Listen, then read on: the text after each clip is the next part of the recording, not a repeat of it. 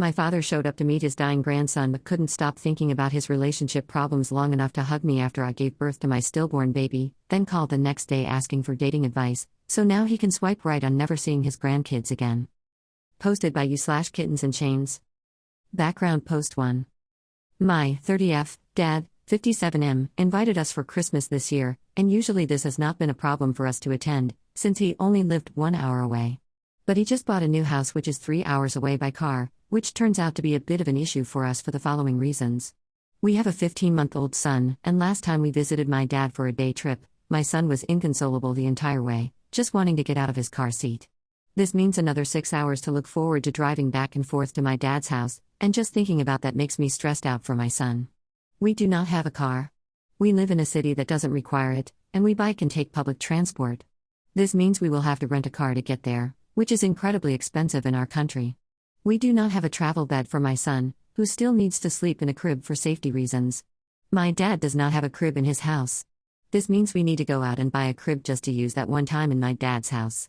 As a solution, I offered that we could celebrate Christmas at our place. But my dad, who has a car and no small children, refuses, without giving any reasons. I've told my dad that for my son's sake and for our sanity's sake, we cannot attend Christmas in his house this year. This has left him very upset, claiming that I am keeping his grandchild from him and that families should stay together at Christmas.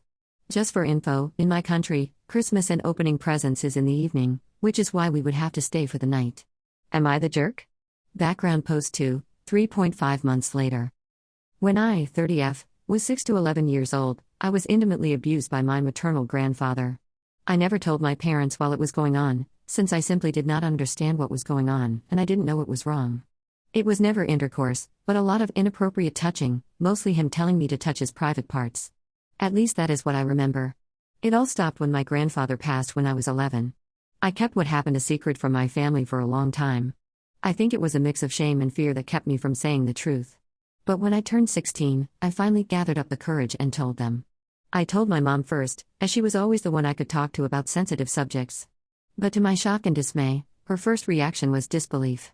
She simply could not understand how her dad, who was a well-loved figure in our family, could do such a thing. He never abused me, she said. She also told me she would talk to my dad about it, so I assumed she did. Fast forward 3 weeks after, I bring what happened up in a conversation with my dad, and he is immediately shocked. Turns out my mom never told him. This progresses into a fight between my parents, and after that day, it was never spoken of again. My mom later passed away from cancer. I brought the whole situation up with my dad the other day. I told him that I was disappointed in them as parents and how I felt as if they failed me. I told him that if this was my child, I would at least have talked to them and most likely gotten a therapist involved.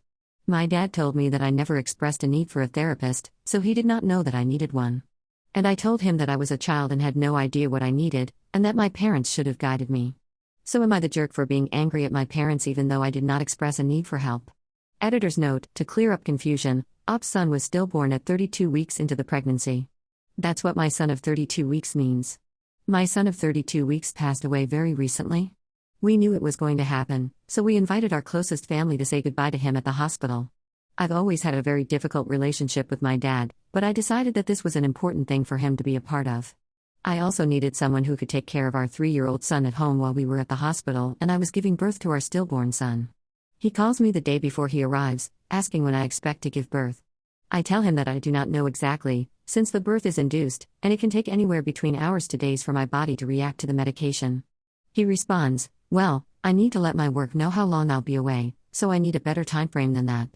I repeat myself, as I literally do not know when I'll go into labor, but he keeps pressing me for a more precise answer with quotes like "the hospital must know and just ask a doctor, they will know." In the end, my husband has to grab the phone and tell my dad to figure it out with his work. My dad then arrives with his girlfriend and is, throughout the entire day, extremely visibly distraught. I think to myself, wow, he really cares, and I feel incredibly bad for him. But I also notice some strange behavior from him. Throughout the 3 hours he was there, he just places himself in a corner in a complete zombie state.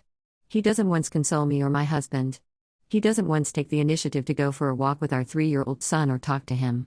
He just sits there without a single word, and I have to handle my son while I'm also trying to arrange paperwork with the hospital about my stillborn baby. The only thing my dad tells me that day is, "You should probably go home to our 3-year-old's name, he is very confused, and he needs you." At this point, I had just given birth to my son 3 hours prior and prior to that been hospitalized for bleeding. My dad then ends up walking out of the room and taking the elevator down. My husband, being a bit worried about him, follows and asks him what is going on.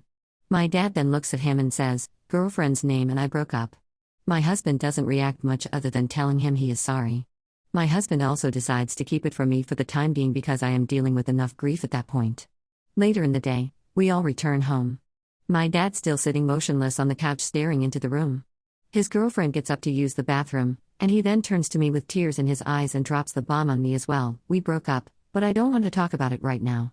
Clearly he was trying to keep this announcement a secret from his now ex since he waited to tell me until she left the room. In that moment, I can't take it anymore. I glare at him, and I tell him, "I cannot handle this right now, and I think you need to leave. Don't contact me." I needed my dad that day.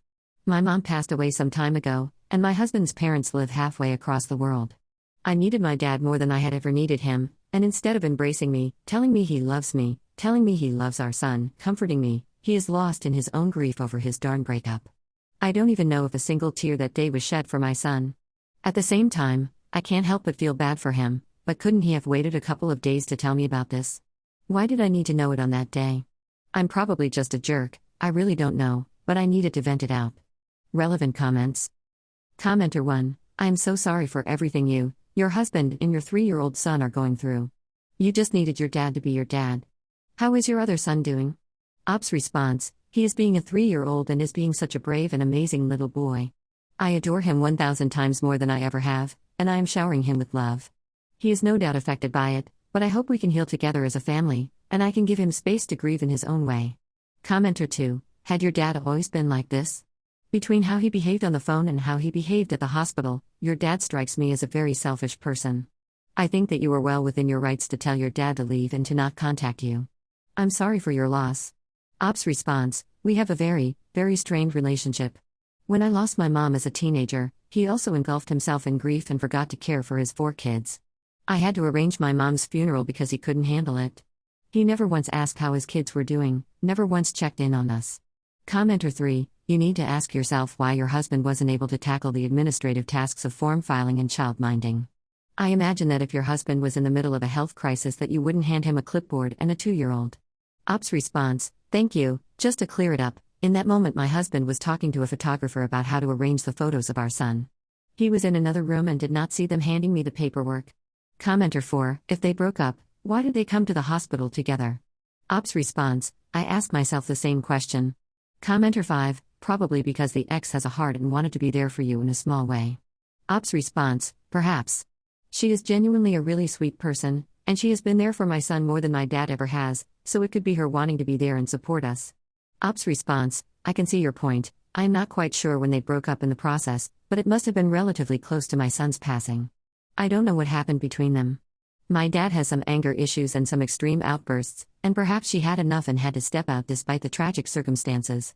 I've gotten to know her quite well over the years, and although I can't claim to know her to the core, I would be extremely surprised if she decided to break up with him during this time if it wasn't highly necessary. I hope to talk to her one of these days to understand what happened.